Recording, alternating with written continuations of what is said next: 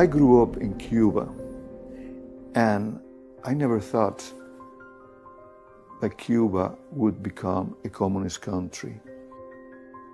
Many people at that time warned the Cuban that what was going on was a communist takeover. But we say, no, that won't happen here. No one even dreamed that. And I see it, the same thing repeating here in the United States now. And I feel very uncomfortable about it because I know what is the end of it. And I know that after a while, there will be absolutely nothing that the American people will be able to do. And they will lose everything they own, everything they know. And don't even think that you will be even safe inside your own house, because you won't be. They will come and get you wherever you are. They will take your arms, they will take everything, and your way of life, everything, and you will be just a pawn of the state.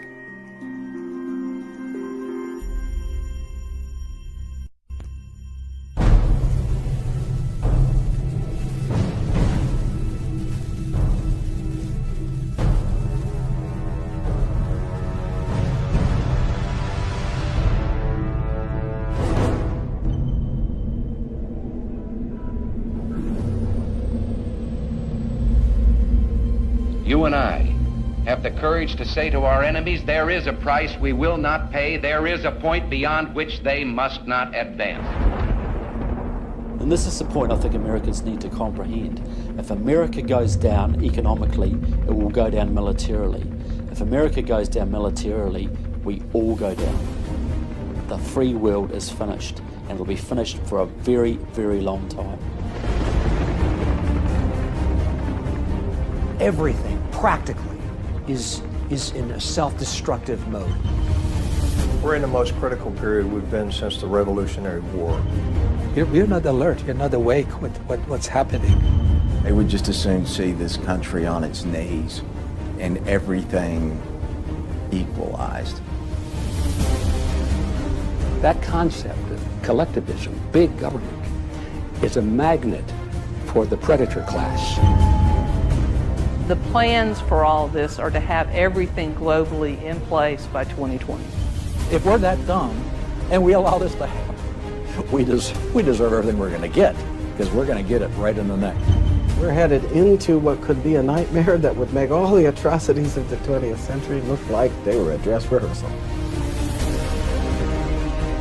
When people are afraid, they ask government to do more, not less. Their theories are designed to scare the people to believe there's a crisis when there is not a crisis at all. There's no crisis. I think we're losing more and more freedom because we are afraid. The left wants you to believe that catastrophe is always just around the corner. And the only way to avoid it is to do exactly what they say.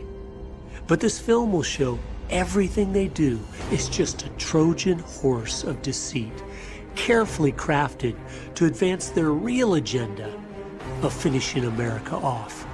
We have been the main stumbling block to world communism since it first raised its ugly head. From the promotion of Islam to the propaganda of climate change, from the deceit of Common Core to the manufactured economic crisis, and from their manipulation of the evangelical church to the unsustainable debt burden. This film will show the issues are simply being used as a smokescreen to hide the purposeful, premeditated, treasonous attacks on the foundations of our freedom. The war on religion has just purged us from being able to determine right from wrong. You know what Alexander Solzhenitsyn said about Russia? How the communists took over Russia? He said, "We forgot God." Their stated agenda, carved in stone on a monument in Georgia and outlined in documents placed in the Ark of Hope, is to eliminate 6.5 billion people by century's end. And they will succeed if we don't stop them. This is not just a fight for the United States of America. This is a fight for civilization itself. It's everything Karl Marx dreamed of before our very eyes. I think they've pushed us over the cliff in ever since. America isn't going to fall. We are falling.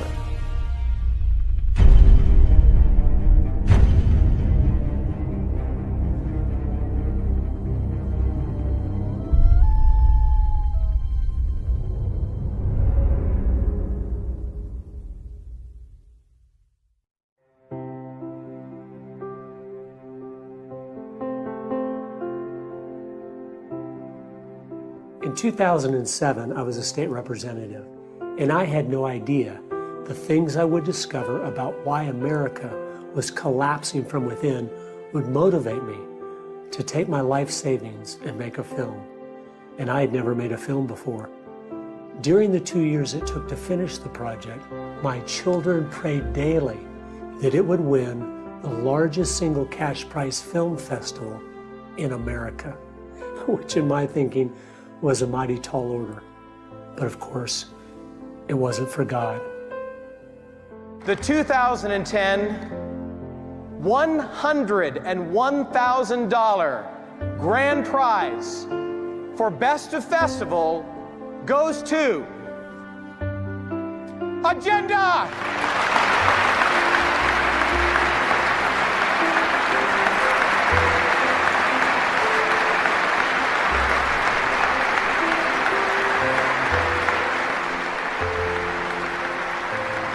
God is so good. I'd like to thank him for just the wonderful wife he gave me. I don't think any man can even reach a fraction of his potential if he doesn't have the woman with him that God intended him to have for life. And I want to thank her.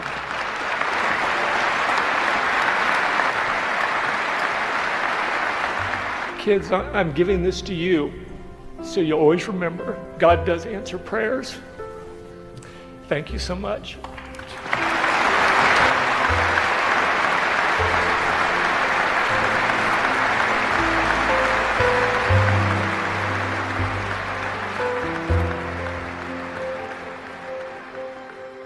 After the festival, Agenda began to spread throughout the country. Millions of people were watching it. We had an average of 1,000 different independent showings every single week for 2.5 years. And as we traveled, people all over just seemed overwhelmed. The people I spoke to felt they were under attack from 100 different enemies with 100 different agendas. But I knew from my research that wasn't the case. If things are always moving in one direction in a unified fashion, there is a reason why. Consistency has never been a virtue of ignorance. An experience we had along the way finally put into place a missing piece of the puzzle. We had a Tea Party group that met monthly at a local community college in Minnesota. We showed the film Agenda, and then afterward, as I was answering questions, a man stood up. He said, "I want to congratulate you on your research and how you found all the socialist communist influences that have changed America. My hat's off to you." I said, "Thank you, sir." But then he stopped, and I could tell something was coming. He said, "I want to tell you something. I'm a professor at this college. I am a communist, and we will win because we're taking all your children." And then he walked out. A woman in the front row who was crying said, "How could he be at our little community college?" I said, "Ma'am, he is at every school in America. Even though many are starting to wake up, they're studying the issues, they're reading books, they care about this country. They didn't know the most fundamental thing you have to know to ever win a battle of subversion. Your enemy." One of the radical Marxist leaders of the 1960s, I think, gave us the key that we are facing today. He said, "The issue is never the issue. The issue is always the revolution. These masters of deceit have used their propaganda so successfully, they've actually accomplished the greatest feat in warfare. They have convinced us they no longer exist, which has given them carte blanche to subvert, manipulate, deceive, infiltrate, and undermine us with no resistance whatsoever. I realized we didn't understand our enemy at all. Their strategy or tactics, their strengths or weaknesses. My work wasn't finished. There was still so much that people didn't understand about the things they have done and are doing to use the issues against us as tools to destroy.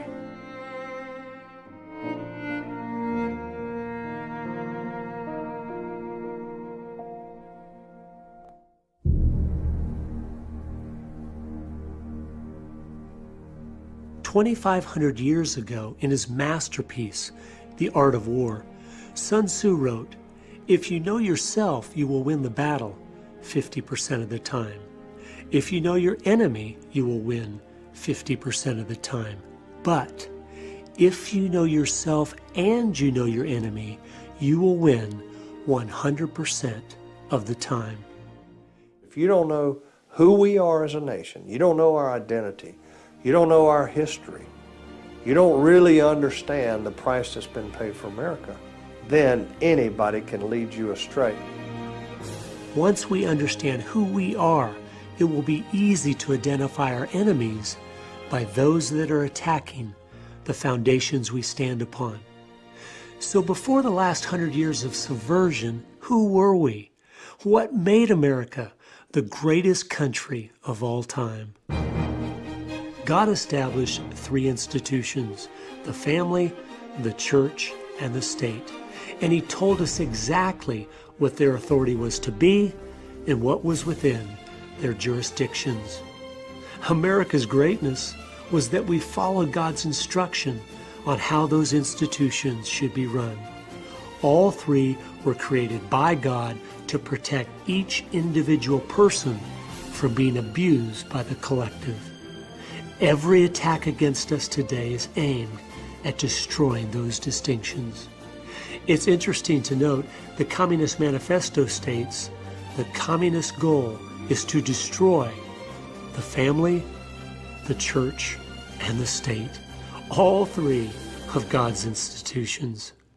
So regardless of how well-intentioned, the enemies of America are all the people and groups that seek to transfer the authority God gave the family and church to the state. And they are collectivists. Collectivism is a broad ideology that includes all of these things like communism, fascism, Nazism, socialism, left-wingism, liberalism. All of these different words are used to describe different flavors of collectivism. And collectivism is the concept that the state is all-important and that the individual must be sacrificed, if necessary, for the greater good of the greater number. Unfortunately, the end of all collectivist schemes is a government that takes care of its citizens from the cradle to the grave, and that is Marxism. The people that don't understand this naively believe you can have big government without totalitarian methods, and history has shown us you cannot. From each according to his ability, to each according to his need. That was the grand ideal, right? But the problem has always been no one steps down. Once you have the power, no one steps down. And the reality is that beautiful picture was just a picture. It was a fiction. No one ever intended on stepping down.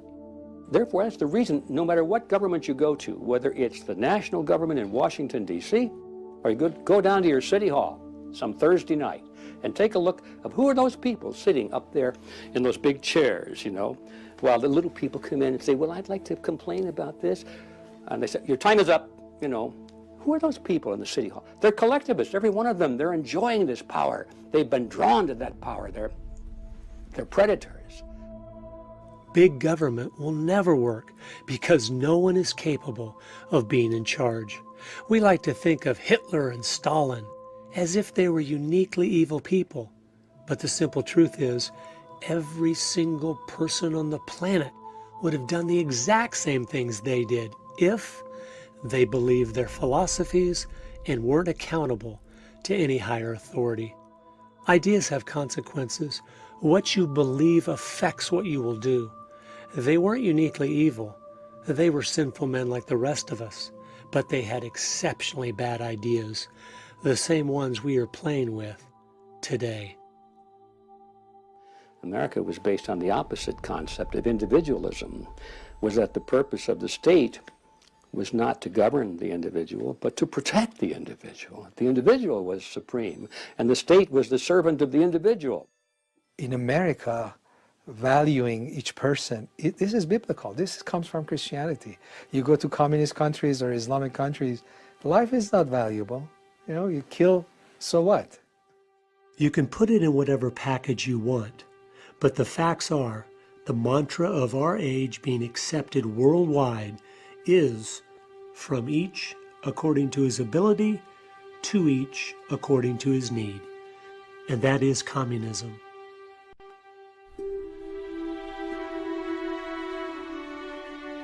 It's not the case that the Cold War is over, or to put it another way, it's not the case that the West has won the Cold War.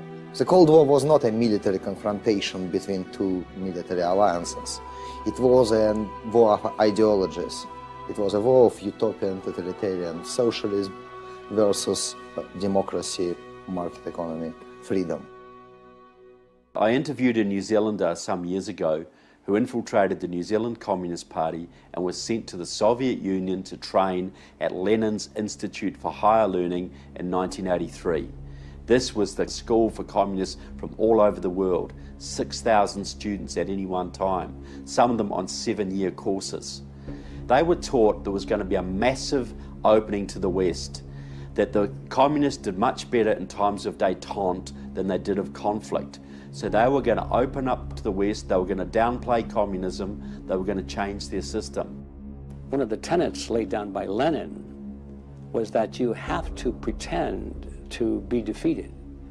Communism, as they say, or Leninism is the better word, has gone back and forth through this friendly mode, enemy mode many times throughout history. And this is just to lure the opposition into a feeling of false security. The way you finish ideological wars, the way you destroy an ideology, and we have historical precedent for that. That happened with the Nazis. We should have had the Cold War over 20 years ago, yes, but for that we would need a Nuremberg-style trial of communism, all the crimes exposed, all the archives open, the judgment of history passed. That didn't happen. Now you've got to realize, when Nazi Germany was defeated in World War II, the Americans went in there and denazified the country. Anybody who was a Nazi was taken out of positions of power, totally changed the whole political climate. Russia was never de-KGB'd. The KGB was left in place, and now it is stronger than it ever was before. And you see their puppet, Mr. Putin, attempting to reinstitute the Soviet Empire now. They may have changed their name. They took their hat, which said Communist Commissar across the top. They turned it around, and now it says entrepreneur or capitalist or social democrat or something. But it's the same hat on the same heads of the same Leninists. Trial of communism should have finished that. It didn't happen, and therefore we are not out of that crisis. And that is the reason why we have Putin. That is the reason why you have Obama. It is still going on. The Cold War is going on. It's going on the streets of Moscow now. It's going on the streets of Tehran. It's going on really in America as well.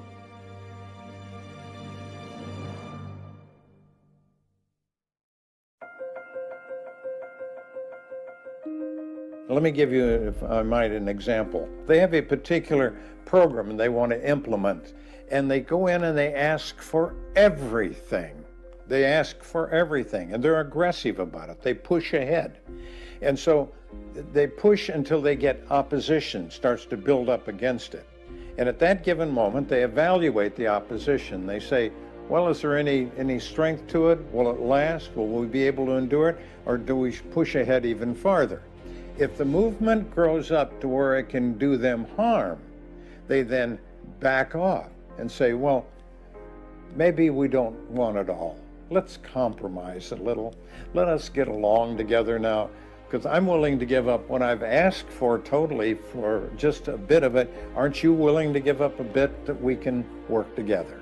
Next thing you know, another month goes by, another year, and here they come again. They'll just incrementally get what they want. Now, the classic example is Obamacare. Now, that was designed 100% by Democratic Socialists of America, Marxist group. They pushed it on America through Quentin Young, their member, who was the mentor of your president, Mr. Obama. But more than that, Quentin Young was a 40-year veteran of the Communist Party USA. So they got the first steps. The Affordable Health Care Act pushed through in 2009. It wasn't single-payer health care. It wasn't 100% socialised health care, which is what they're after, but they got as much as they could get. Now, if you read their publications, they are boasting it's going to fail.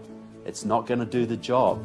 It's going to let people down. But that's great, because then they're going to blame the greedy insurance companies and the nasty doctors, and then they're going to push full on for single-payer health care. They're using the dialectic, they're using Lenin, they're using Hegel. Get what you can get, reach a compromise, then when the opposition backs off, then you go forward for the next step. And you just keep on doing that and doing that and doing that till you get what you want. That strategy is what they use on every issue, every time. We will see a single-payer system implemented by our government in the near future. As Obamacare collapses, as it was designed to, they will step up to fix the problem of high premiums and a disgruntled people with more government. We never seem to learn. We keep compromising, keep giving up ground, and keep playing strictly defense, which is why we always lose.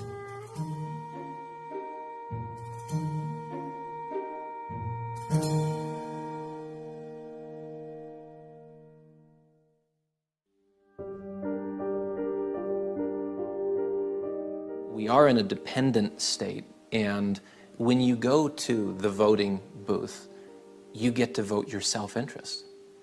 So, real issue, a real concern when you don't have a voting base with some skin in the game, as much to lose as to gain.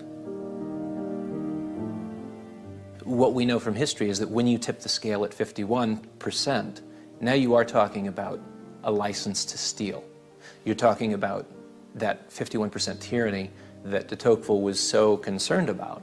The democracy, for all its benefits, the main challenge is you get to the point where you have a 51% tyranny. I think that it's underappreciated in our society just how extensive the damage of the welfare state is. And I think that when you look into the heart of the liberal and what they do to our society in the name of social justice or in the name of equality, it's evil will.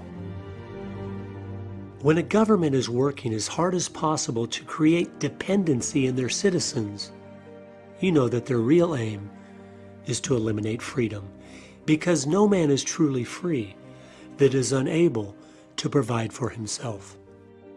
The dollar in America today, it takes 98 of them to buy what $1 did in 1913 when the Federal Reserve System was enacted into law.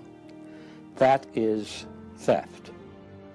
The fifth plank of the Communist Manifesto is to create a central bank.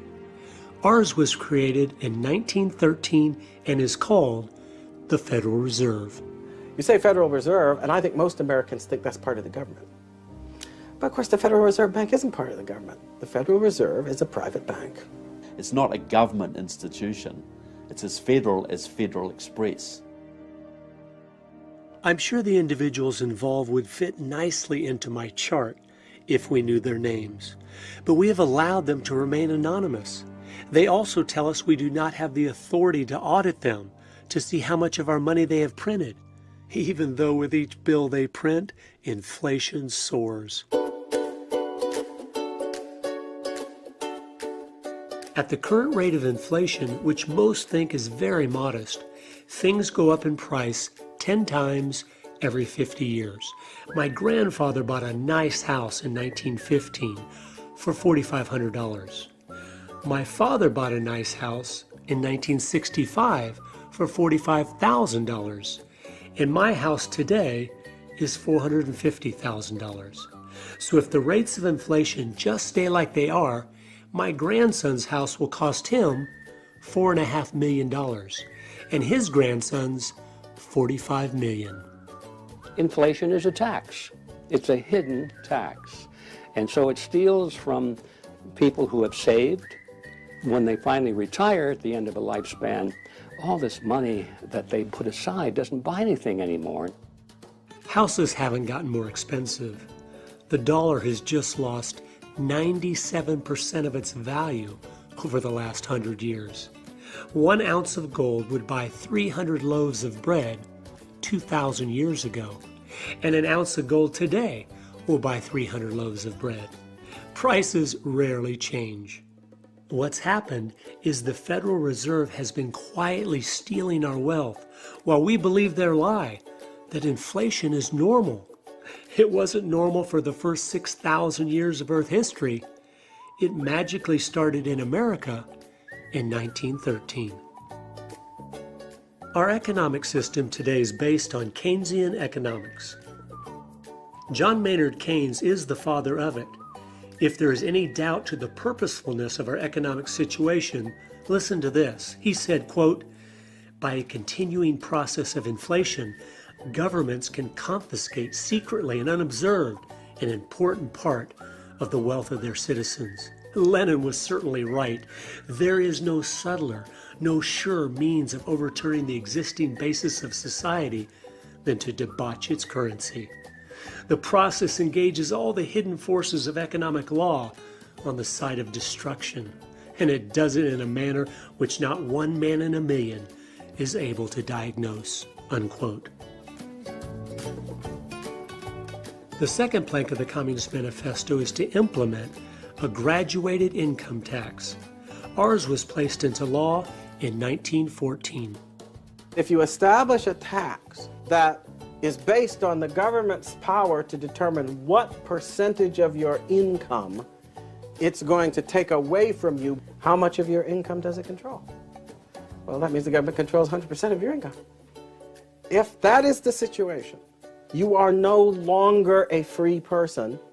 You are a slave, and you live on an allowance from your government. When Ronald Reagan came into office, the top tax rate was 70%. When he left office, he had cut it down to 27%. During that same time, revenue to the government doubled. The lie of the left is that increasing taxes on the rich will help stimulate the economy, and nothing could be further from the truth. It's all a strategic part of the plan to create more dependency.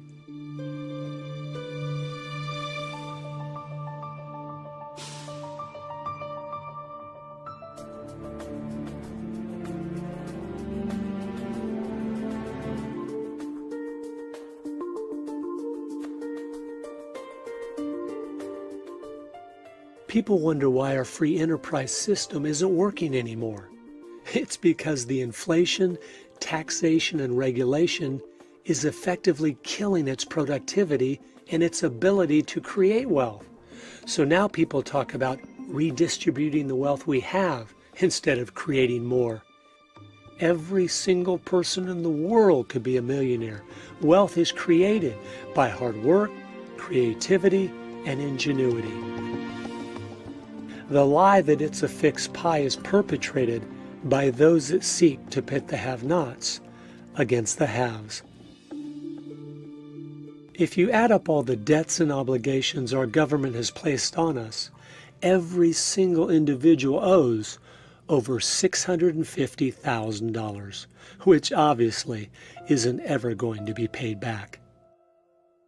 That's the nature of bankruptcy. And as one writer used to say, how did you go bankrupt? Well, very slowly and then all at once. God said, "The borrower is servant to the lender." Artificially low interest rates have encouraged everyone to be buried in debt and enslaved to the banks. When you penalize productivity and reward sloth, you know exactly what you are doing. You are making us poorer as a nation, which will create more dependency, but of course, the cycle of history doesn't stop there. And then you find that deterioration, that move towards dictatorship, which is the stage that follows dependency, where the vast majority of people are dependent on the state, and the only way to continue to deliver what the vast majority of people expect is via the strong arm of government.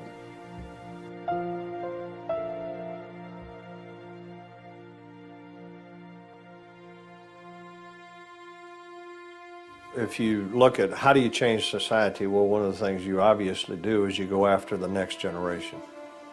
And you do that through the education system, and that's exactly what has happened to us. The Marxist movement in America has done exactly that.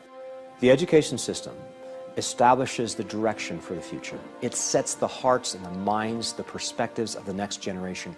Everybody knows how important it is. They know that if they can get control of our children and they can pump their ideology into these young, hungry brains, they virtually can have them captive as prisoners for life.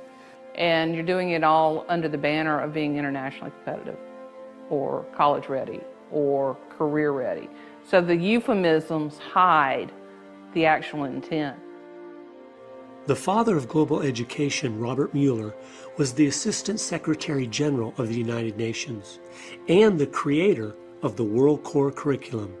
He said the goal was, quote, to promote growth of the group idea so that group good, group understanding, group interrelations, and group goodwill will lead to group consciousness, unquote. His World Core Curriculum was pushed in America by George Bush Sr. as America 2000, which was renamed by Bill Clinton Goals 2000, which was then given a facelift to become George Bush Jr.'s No Child Left Behind, which was the driving force behind Barack Obama's Common Core. It's all the same thing, Republican or Democrat, progressing down the same road of complete brainwashing. Since John Dewey, the entire focus of education by the elites has been to, as quickly as possible, move the children to a collectivist mindset.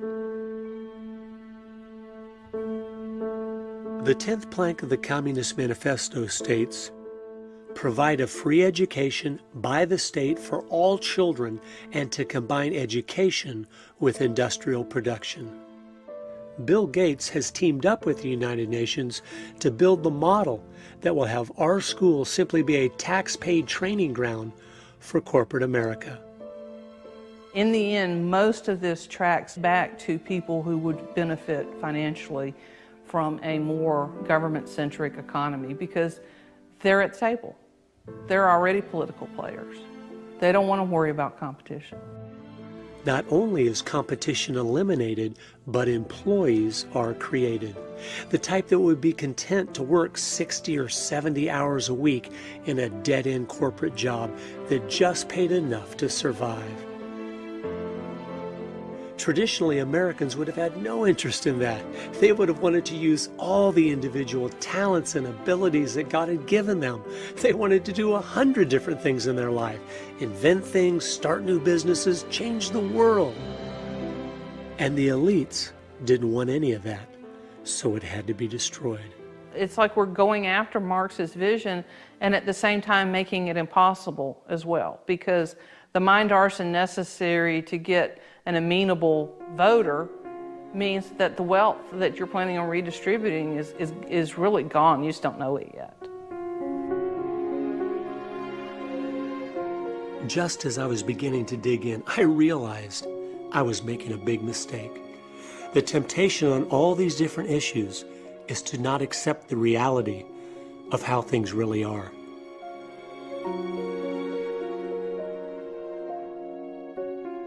The bottom line is, our enemies are in control of the schools, so there is no fix. I know you don't want to hear that because I don't want to hear that, but it's true. They want our kids to be useful idiots. They want them to be dependent on the state. That's the goal of the whole thing. So they will repackage, rename, rebrand the same old thing over and over again. It is intentionally going downhill. We have to grasp this. It is purposeful. We legitimize them by acting like they just don't have a good idea and we have a better one. They know exactly what they are doing. They want to create a new world man that is dependent on government for his very existence. So to even talk about Common Core, debating its good points or bad points, is playing into their plan of sidetracking all of our energies and efforts on a dead-end road. Even without Common Core, the schools are completely bankrupt and destroying our children. We have seen a decline now for 70 straight years without any interruption. As long as the government has a monopoly in education, we will keep getting what we have. And the end result is to make our children and those educated under this influence, to make them unfit to govern themselves.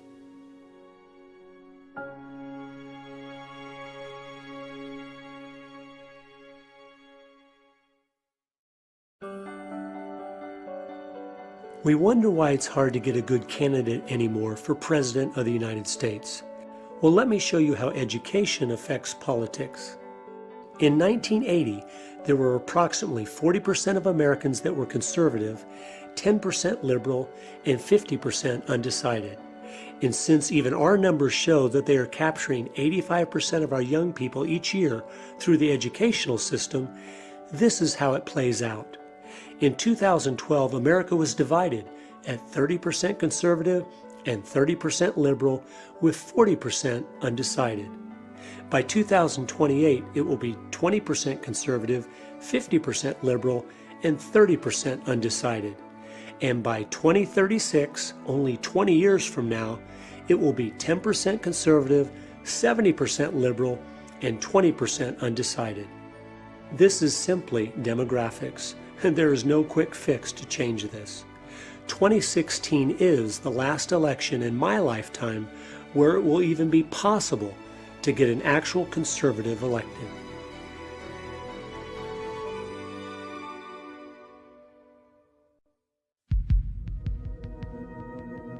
On September the 11th, 2001, when the word came through that the World Trade Center had been hit, Muslims poured out the mosque screaming, Allah Akbar!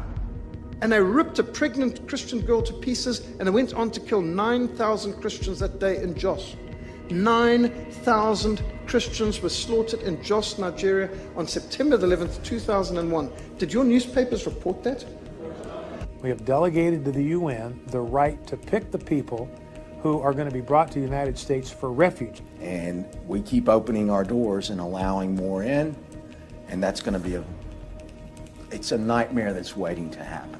And what they have done, virtually without exception, is they have selected Muslims to be refugees to America. It's like taking a loan from the mafia. You'll pay all right, and you'll pay in spades. Of course, I was born into it. I was raised into it and lived. So I've experienced Islam in every area of my life. Islam is mandated to take over the world by force. It's commanded. They may deny it, but it's in the Quran. Think about this. Islam doesn't believe in women's rights. It's fine for a husband to beat his wife. There's no freedom of speech. Any who disagree are executed. Homosexuals are stoned to death. Pornography and alcohol are punished with a beating. And yet the left loves their system, one that stands against everything they claim to support. I think this proves beyond a shadow of a doubt the left will support anything and use any people group if they think it will help destroy their two greatest enemies, Christianity and freedom. They no more care about Muslims, the poor, women, blacks, the environment, or the children. than they do about an unborn baby's right to life, a Christian's right to free speech, or a balanced budget. It is all a lie, 180 degrees opposite of the truth. Only 16% of Islam is a religion. The rest of it is a legal system, a geopolitical system, a military system, a dress code, a moral code. It's a lot of other things, but it's not a religion. How come countries like Iran, when Islam is implemented, there's so much brutality against your own people? Why there is no peace? Why there is fear? That's what an Islamic country is like. Those people who say that Islam is a peaceful and tolerant religion, if the most violent and intolerant religion in history can be called peaceful and tolerant, what do we call the Amish and the Mennonites? It is well documented certain fact that international terrorism was invented by the Soviets in the first place. And you can't argue against this. Seeing all the documents, they were training, financing, arming all the terrorists. Originally, those were left-wing terrorists called normally liberation fronts, liberation movements, these kind of things. That was the plan of Yuri Andropov. In 1972, Ion Pacepa, who was head of the Romanian KGB, who later defected to the United States, he had a meeting with Andropov, the head of the Soviet KGB, where they organized the sending of 4,000 Soviet agents into the Islamic world to stir up hatred against Israel and the United States. So the communists saw another wedge opportunity there, another way to divide and conquer, another way to build armies of opponents to their main enemy, which is the United States. We know that the Marxists were infiltrating the American Christian churches 80, 90 years ago, getting into the seminaries. Would you not think they were also infiltrating the Islamic seminaries in the Middle East? They realized these people have the same goal of world domination. Let's infiltrate and become the leaders, and then use these people to accomplish our goal. Most of those people think they're fighting for Allah. They don't have any idea they're fighting for communism. The AK-47 seems to be a symbol of the Muslim terrorists. They didn't invent or design or produce the AK-47. It was provided to them by the Soviets. In fact, all the weaponry, whether you're thinking of the MiGs they're flying or the high-end helicopter gunships that they're strafing and machine gunning our missionaries and teams with in Sudan, it all comes from the Soviet bloc and from Red China. The Soviets established and set up and ran the Palestine Liberation Organization. Today, the Taliban in Afghanistan is as much Maoist as it is Muslim. A few years ago, in 2006, Pavel's mentor, Alexander Litvinenko, a Russian KGB agent who had defected to the West, was poisoned by Putin with radioactive plutonium-210. He revealed before he died in London that the terrorist attacks against Russia had been done by the KGB, so they could blame it on Muslim terrorists to make it look like they were opposed to radical Islam too. He also revealed before he died that the #1 man in Al-Qaeda right now was trained by the KGB. And it is a fact that he's a Russian agent. The real reason why Alexander was the first target for assassinations was precisely because he was talking about the connection between Moscow and Islamic terrorism. Stanislav Lunev was the former deputy head of Russian military intelligence. He said to a friend of mine, if radical Islamists ever let off an atomic bomb in an American city, don't believe it. It will be us. It will be the Russians using radical Islam as a cover. If you study modern-day terrorism, you will realize immediately the leaders of Islam are in it for the same reason the communist leaders are communist, for power and control. Islamic leaders aren't blowing themselves up for the cause any more than communist leaders are voluntarily sharing the obscene wealth they have stolen from the working class. Communism and Islam are twins. Even people in the government, most of them Their goal is not Islam. The goal is to keep the power at any cost. You might say that when they win, that the communists and the Islamists will fight amongst themselves over our bodies, and maybe that will happen. But that's a little bit too late for us, isn't it?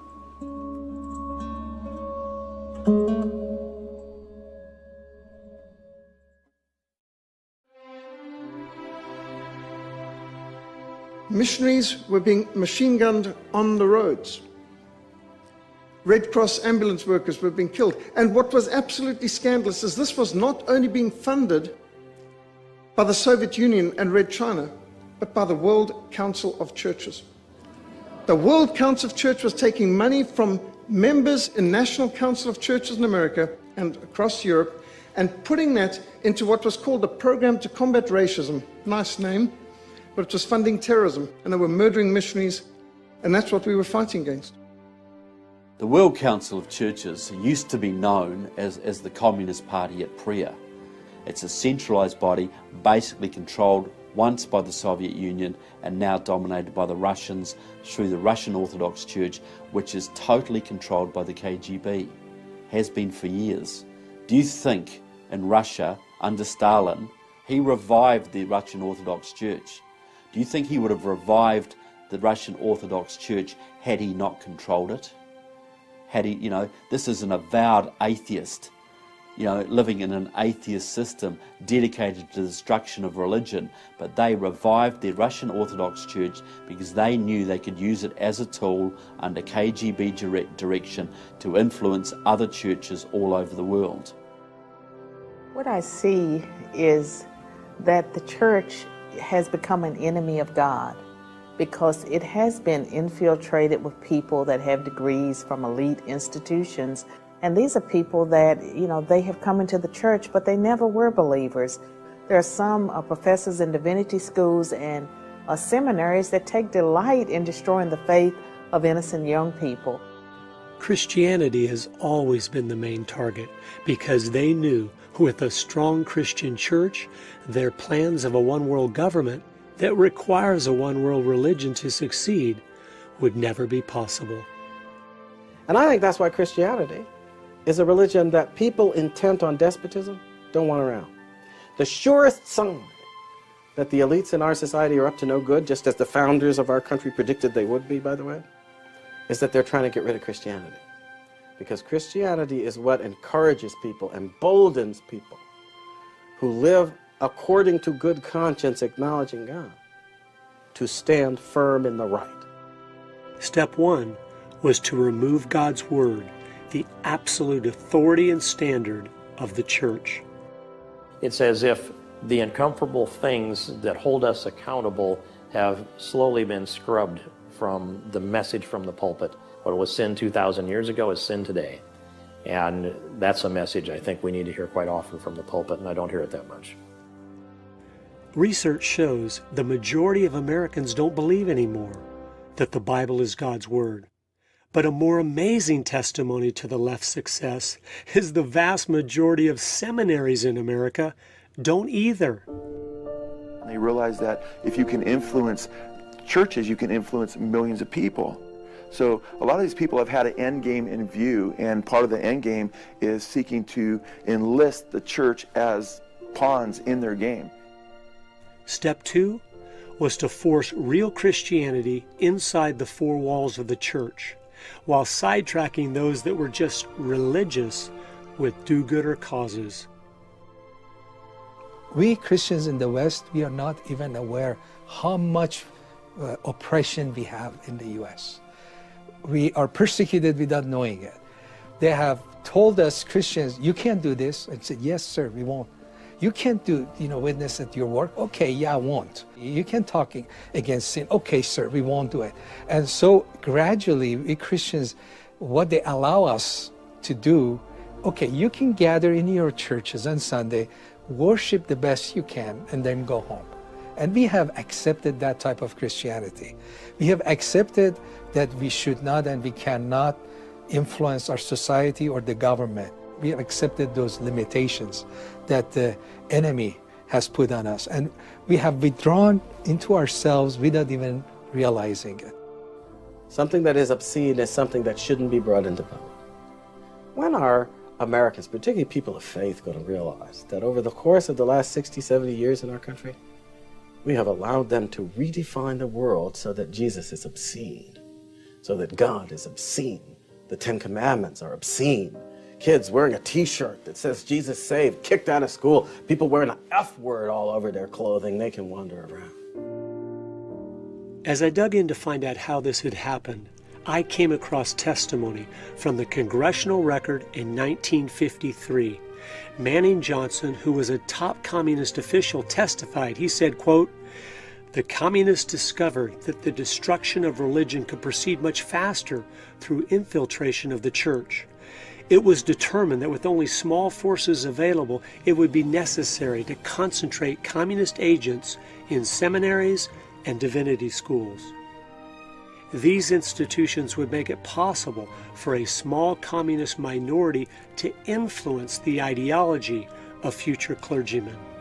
The idea was to divert the emphasis from the spiritual to the material," unquote. The testimony continued with Benjamin Gitlow, who was one of the founders of the Communist Party USA. Quote, "The Methodist Federation for Social Action was first organized by Dr. Harry Ward. Its objective was to transform the Methodist Church and Christianity into an instrument for the achievement of socialism," unquote.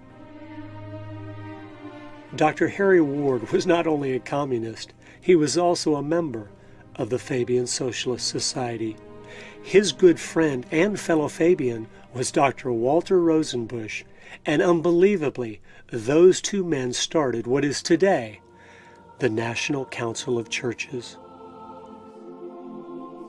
Unfortunately, most Christians these days are tragically biblically illiterate and are accepting anything that comes down the pike that has the name Jesus stamped upon it, but it's not the agenda of the Jesus of the Bible. It's basically a satanic agenda which is seeking to displace Jesus and exalt the worship of man and creation over the Creator.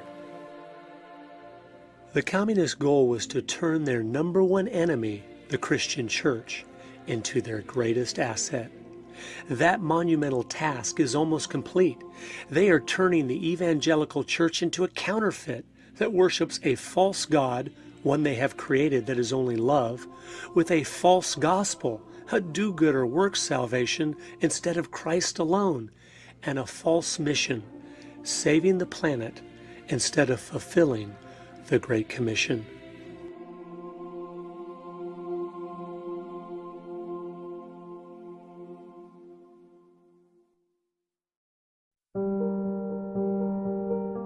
You go back to the fall of the Soviet Union.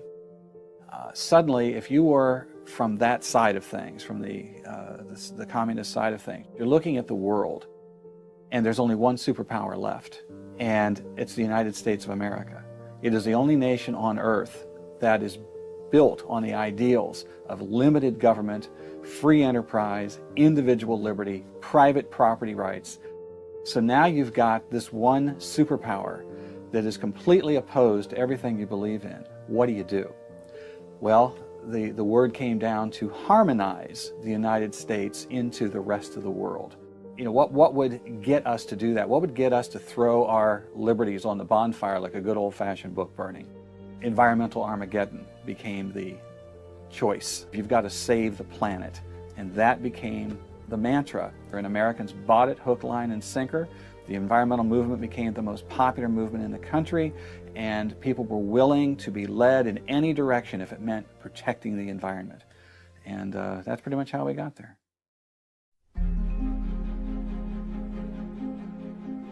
We have to do something, they say, because we're destroying the planet, the Earth has a fever, we have to do something. And that, if it were true, would be a legitimate argument, right?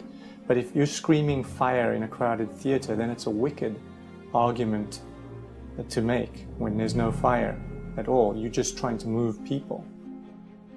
There are three core claims that are propping up the entire movement. In Michigan, they've done some wonderful studies at the university level, illustrating the fact that when you increase carbon dioxide plant life grows wildly. If you Google optimum CO2 concentration for plant growth, those plants, which all life depends on as their food source, you will find that it is 4 times the present level. You can go back to the era here on planet Earth. Levels of carbon dioxide were probably 6 to maybe 12 times higher than today. We're not at a high point now. We're at a low point. Foliage was all over the planet. Carbon pollution is now a common term that people are using, when in fact, if CO2 fell below 150 parts per million in the global atmosphere, all the plants would die. And then what would we eat? There wouldn't be anything left to eat but rocks at that point. Frost and ice are the enemy of life. You come from the tropics into the temperate zone and then the Arctic, you lose 99% of species biodiversity. Which means that quite the opposite of what the alarmists say, global warming won't lead to more extinctions. It will lead to protecting more species from extinctions.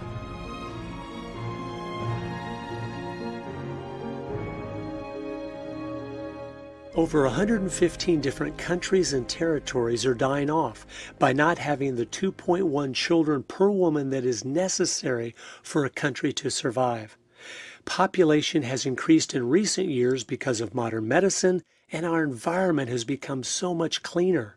The world could easily handle 100 billion people, but it will never even reach 10 billion. As soon as this generation of elderly start dying off, population will decline for as far as the demographer's eye can see.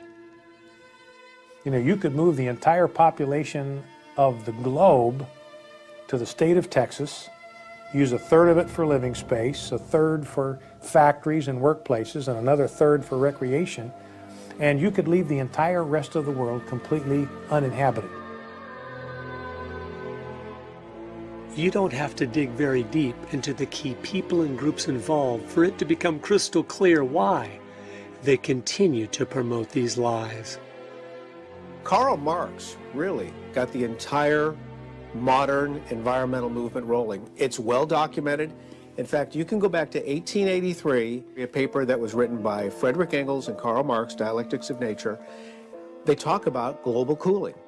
They were trying to scare people into believing that mankind's pollution was going to put the Earth into a free fall temperature-wise, and there would be no life whatsoever. Ray Lancaster studies at the feet of Karl Marx and comes up with a saying that is really, I mean, it's at the heart of the environmental movement today. Humans are the insurgent sons of nature. Interestingly, Ray Lancaster had a disciple who was named Arthur Tainsley. Arthur Tainsley coined the term ecology. The word ecology was essentially fashioned by a disciple of Karl Marx. And it keeps going. Earth Day is celebrated on April 22nd each year because that was Vladimir Lenin, the founder of the Soviet Union's birthday. And Gus Hall, who wrote the book Ecology that helped get the movement rolling, was the head of the Communist Party USA. The modern engine of the environmental movement is the United Nations.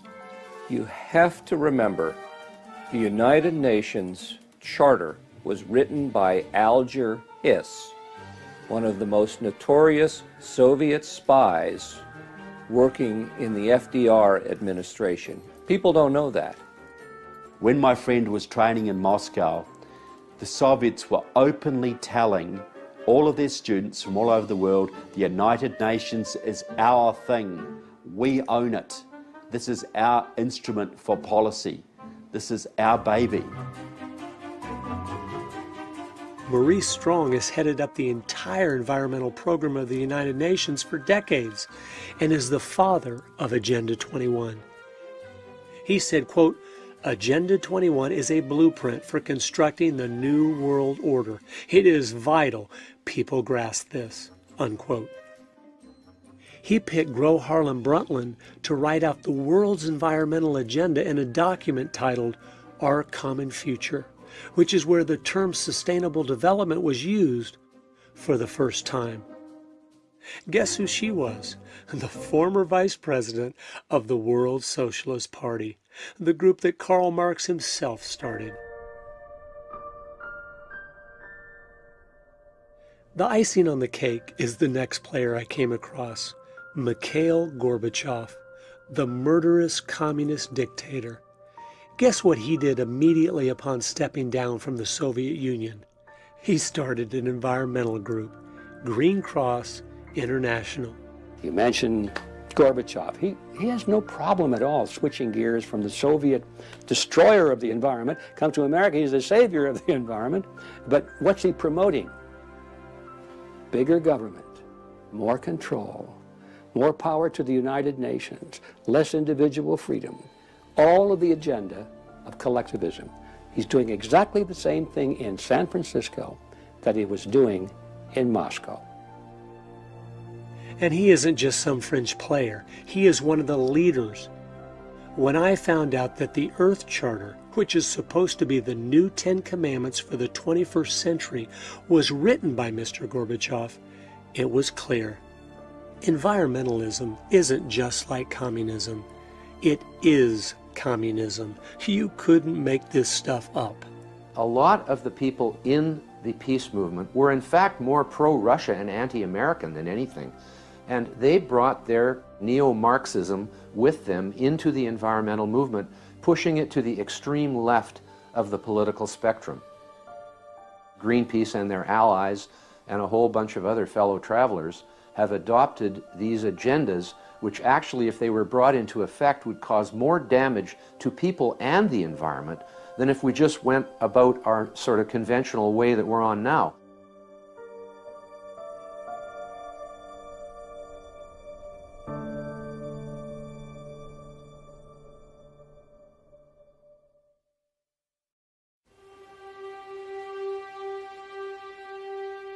In 1995, the Marxists, Democratic Socialists of America, 7,000 members, Gramsciist communists, they believe in revolution through infiltration, they took over the AFL-CIO. They took over the American Labour Movement, and they put their member, John Sweeney, in as president. And now their protege, Richard Trumka, runs it for them.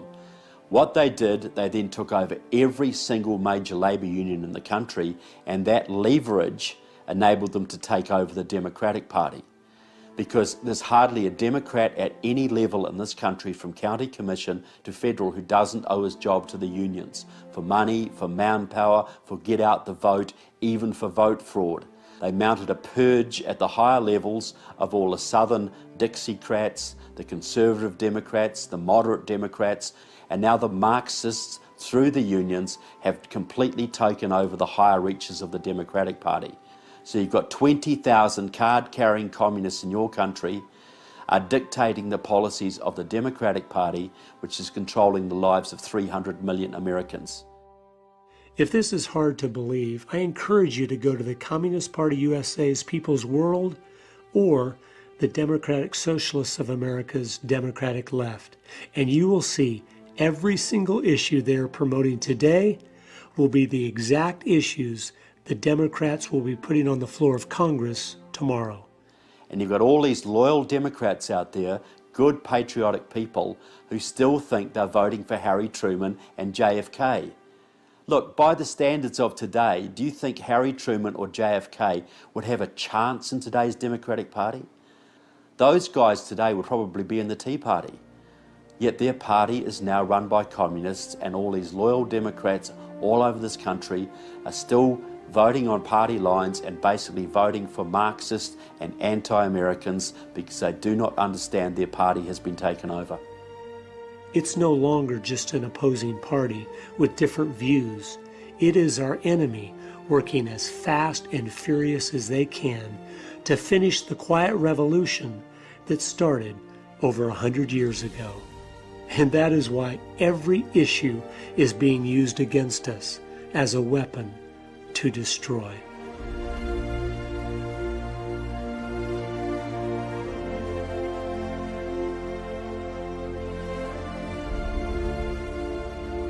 So the process is simple. The Marxists set a policy. It might be socialisation of student loans, or green jobs, or cap and trade, or card check, or a New START treaty with Russia, or Obamacare, or immigration amnesty. They're behind the campaign to end fracking. They're behind the gutting of your military. They're behind the dumbing down of your schools and Common Core. All of these programs that are affecting every American every day is being orchestrated by small Marxist groups who have been able to take over the labour movement of this country, and by doing that they then took over the Democratic Party and are now running the country. They're effectively running the country. I contend that sooner or later they will use violence. They'll use violence when they get to a certain percentage. If they can get 70% of the people behind them, they will wipe out their opposition, because the socialist communists cannot stand competition. They have to take America down, then they can have world government, and the communists will then throw off their mask and they will have worldwide Leninism. That is their plan.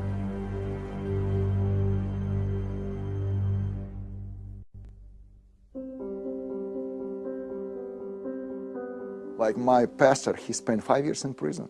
My cousin's husband, he spent 9 years in prison. He was a pastor.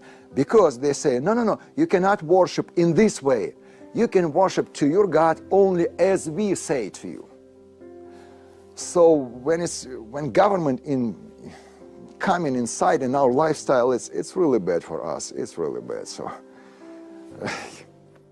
the Chinese has a system called re-education through labor. Any police officer can issue you a re-education through labor system that can make any Chinese citizen arbitrarily sent to a labor camp for up to 3 years without needing any due process at all. My younger brother was 16 years old. He was politically active minor, 16-year-old. And they arrested him. This was in the 80s, early 80s, put him in jail. And they told my mom, who was visiting, don't worry, he's doing okay. We're going to release him. They kept him 2 years until he turned 18. And one day they called my mom, said, come and get his body. We killed him. And no reason, no court, why. He told me he's okay, he's making progress. And they charged my mom for the bullets that killed my brother. He said, we spent this much, you have to pay us to release his body. You have to pay for his execution. Don't want to live through this again, but I am living it. You know, every day is one more provision, one more thing that you cannot say. And I don't know. It's no secret that totalitarianism resulted in the slaughter of hundreds of millions of people during the 20th century. But what most people don't realize is that the environmental movement is now setting the stage for the slaughter in this century of billions. Since humans have now been labeled the greatest enemy of Earth, and the planet has been elevated to God status through the resurrection of ancient paganism, things that were once unthinkable are now becoming thinkable. If you don't think there's a religious element to this, they have made an exact replica of the Ark of the Covenant from the Bible to carry Mr. Gorbachev's Earth Charter. And people literally are worshiping it, praying to it, and placing gifts before it. And if you think this new paganism won't include things like human sacrifice, think again. Just during the 8 years of Obama, the child sacrifice worldwide through abortion has exceeded 320 million babies, the entire population of the United States. Under the new Agenda 21 movement, we've been demoted. We are now below the earth. And if we are less than the earth, then there is no tyranny against man that cannot be justified under the premise of protecting the environment.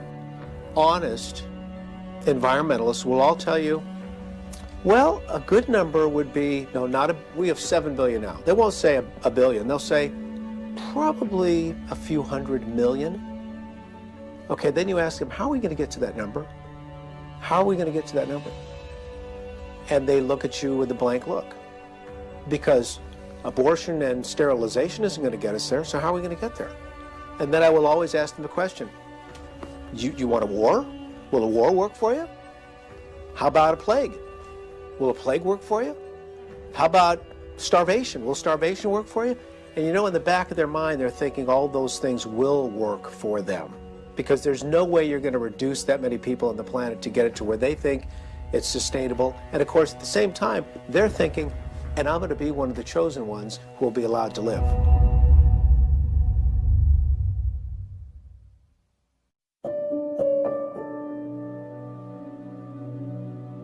The odds are against us. We have seen the trends move in the direction to oppose the Christian faith, to oppose family, freedom. Socialism is on the rise. And I think people are intimidated by the giants. What we need are Davids who show up and say, who is this uncircumcised Philistine who should defy the armies of the living God? Who does this big guy think he is? And then you go and get your 5 stones and you launch one into the head of this thing. That's what we need. It takes a certain commitment to not an election cycle, but an intergenerational commitment to ideals which, if implemented, can change society. We've seen it happen for the other side. We should expect nothing less than the same kind of time frame and the same kind of pledge. Only ours, I think, is more deeply. Our lives, our fortunes, our sacred honor. Honor fits in. And the Republican Party has an establishment that has given us some losers for candidates. It's time for the grassroots to rise up and reassert itself. Listen, as Christians, we have a spiritual, moral obligation to vote. We have to go into political office. We have to network with each other. We have to dislodge these professional politicians and collectivists. And there are people who think that the job of precinct committeeman is the most important. We have to take back over the Republican Party. I attended my first county Republican meeting in May of 2006. Within a couple months, I was asked to be the precinct committeeman for my area because the position was empty. And then, only 11 months after I attended my first meeting, I received a call one morning from the governor asking me to be the new representative from my district. Did you know about 35% of the precinct committeeman positions are empty nationwide? We need to fill them with real conservatives and take the party back from the ground up.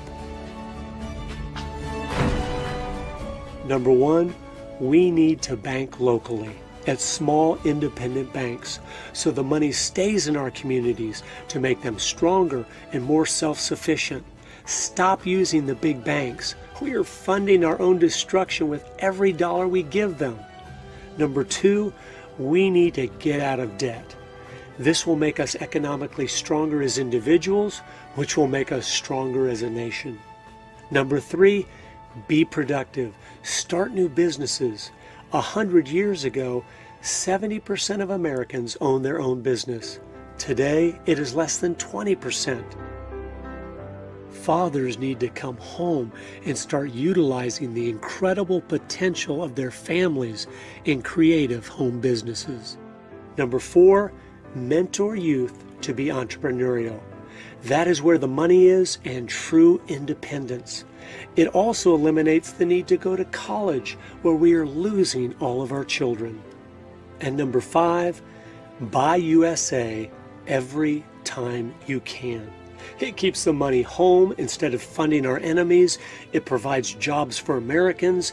And most importantly, it stops rewarding all the countries of the world that have enslaved their people for profit. Well, I think the worst thing that a Christian can do today is send their children to these cesspools we call schools. They're not public schools, they're government-run schools. At the end of the day, the curriculum is secular humanism, and it conflicts with what that child may hear Sunday morning and Wednesday night at Bible study. So we set them in an environment of absolute confusion, and then they have no determinant for a right and wrong. And this guarantees that a socialist, humanist, totalitarian approach to life will always emerge victorious, generation after generation after generation, until parents step in and say enough.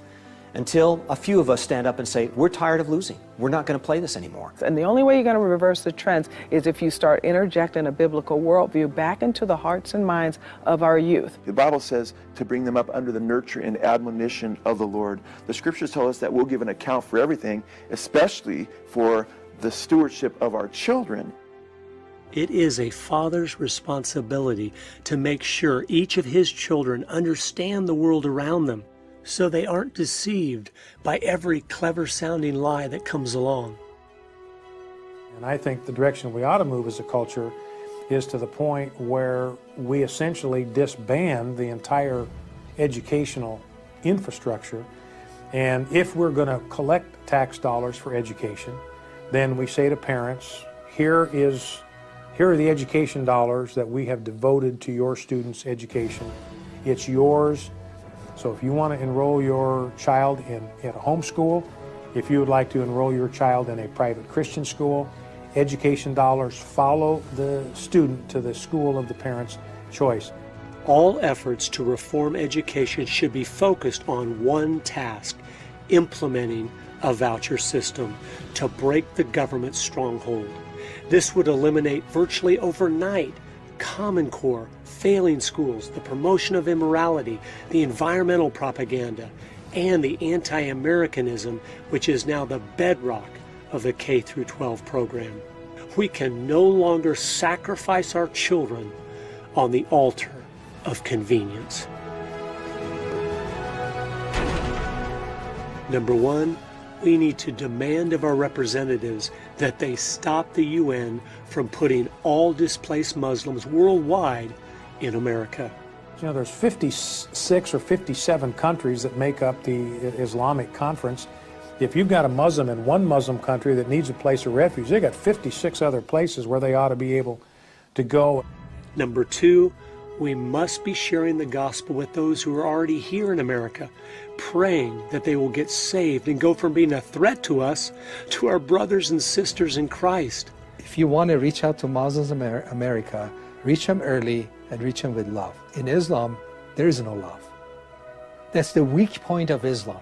If you want to invade Islam, that's their weak point. Because Allah in Islam has 99 names and not one is love. There is no commandment to love and forgive one another. So when you love people and you love one another and you love God, you are piercing the darkness of Islam in a major way. Number one, we need to expose the lies. Everything they preach is a lie. America is the cleanest country in the world and always will be as long as we are free. We have cut our pollution in half since the 1970s, even though our population has almost doubled. We aren't the problem. We are the solution. Number two, hound federal officials to get us out of the United Nations. The world's entire environmental agenda is seeping out of this Marxist cesspool. We need to abort its influence in America before it's too late. Number three, get involved in protecting private property rights at the local level. Work to remove from office anyone that doesn't offensively fight for property rights. If you don't have property rights, you don't have any rights at all. Property owners have a proven record of knowing what is best for their land far better than any government ever has. Some of the signs to look for to discern as to whether or not you're in an apostate church. It's important to see, is a pastor preaching the gospel of Jesus Christ crucified on the cross for our sins, buried, resurrected again? Is he preaching the message of the gospel and eternal judgment, and the fact that we don't live very long on this earth and we're going to stand before God and give an account as to whether or not we've embraced the grace of God through Christ Jesus? Is he preaching repentance, that you must turn from sin and embrace Jesus Christ as Lord and Savior? If you don't see that in a fellowship and there's another agenda afoot, I would say, run and don't walk to the nearest exit. We need those of you that are pastors to stand up and lead and only be concerned about one thing. What does God think about what you're doing? And we need those of you that are Christians to share the gospel faithfully Most under 30 in America have never even heard the truth about Jesus. 67% of non-Christians have never even been invited to church. This is unacceptable. The complete transformation that takes place with salvation is the only real hope for America. I think it begins right at home, in your own heart, in your own mind. Reform takes place there, and then it begins to work its way out. The multiplication which occurred, the revolution which occurred in the first century, was a revolution of individuals' hearts. And you began to see this mushroom effect that took place in individual homes only because individuals were changed. And then communities changed. And then the world was radically altered for the good as a result. I think the day of the sunshine patriot and the fair weather Christian are coming to an end. We're going to have to pick what side we are on. And there's not 10 different options. There's only 2. We will either be on God's side, living a pure life, standing for His laws, regardless of the cost, or we will be on man's side, which means we are the enemy of God. And the reality is, these evil people and groups that have just dismantled this country over the last 100 years, they have done that while an all-powerful, holy God has been sitting on His throne. What does that mean? It means He has allowed that to happen. That's what should drop us to our knees in fear. Why would a holy God that hates what these people are doing far worse than we do, why would He allow them to flourish and succeed in their plans? Well, I think if each one of us looks inside of our own heart, on our knees before God and says, God, what have I done that has caused you to remove your hand of blessing from our country? I know we've all done things that have contributed to the problems that we face. If we repent, if each of us individually comes before God and makes things right, and then makes a firm decision to go in the opposite direction and change things, I know He will bless our efforts. I know He will give us back our country, because that's who He is. He is long-suffering. He loves His people. He loves truth and righteousness, and He hates what is evil. I ask you to join with me and my family and commit to pray for our country, for our children and grandchildren, for the generations that are to come, that we will do everything in our power to turn them back to God's Word, to His principles, to His way of doing things, which always brings blessing. And I think as He sees that repentance, He sees that true desire to love Him with all our heart, mind, and strength, He will step in and crush our enemies, the ones that right now seem to be in control of almost everything. Just like I told my children at the festival, God does answer prayers. He can save our country. There's nothing that is lost that cannot be found by the power of God. There's nothing that is hurtling through the abyss that cannot grow wings and soar to the heavens by the power of God. You shall mount up on wings like eagles. You shall run and not be weary. And I think that that's true of our country. And in our case, we won't be discovering something or finding out, we'll be rediscovering. We won't have to wander about in foul and distant places. We just have to go home. We have to go home to the heart of faith. We have to go home to the true spirit of liberty. We have to go home to that reverent love of God which triumphs over every fear. And we'll find America again. Isn't that beautiful? You come home to God, and there you will find America. And that's what we've got to do now. And that's why I'm optimistic, because God can save our country, but He won't until we ask.